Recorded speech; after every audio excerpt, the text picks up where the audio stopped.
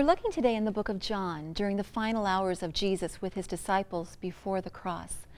Jesus spoke of many things that last night, and John records much of what he said. There were words of love, of comfort, of truth, and it is my belief that nowhere else in the pages of the Bible is there a more important passage than the words of Jesus in our reading for today. It's in verse 6 of chapter 14 that we find Jesus in no uncertain terms stating the fundamental truth of all Christianity. Jesus told them, "I am the way, the truth, and the life.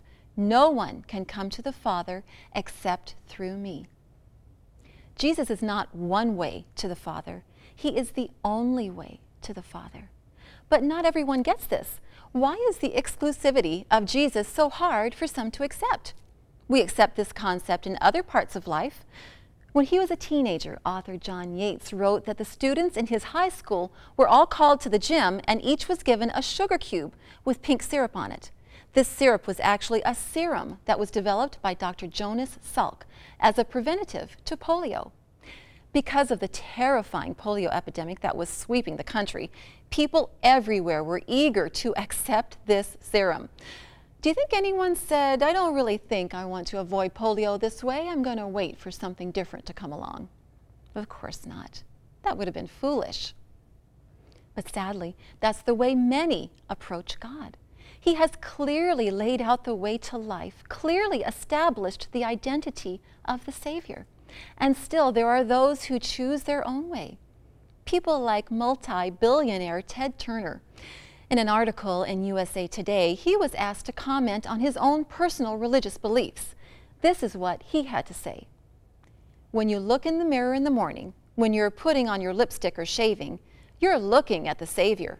Nobody else is going to save you but yourself."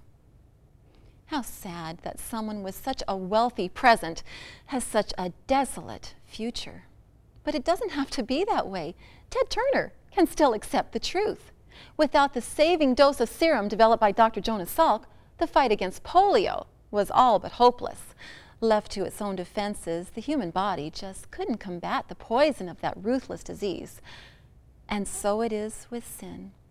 Without the saving grace of God delivered by Jesus Christ, the fight against evil is all but hopeless. Left to our own defenses, the human spirit just can't combat the poison of the sinful nature. And no matter what any popular TV personality might say, the truth remains. We need a serum. We need a deliverer. We need a Savior. And because of what God in flesh did on the cross, we now have one. His name is Jesus.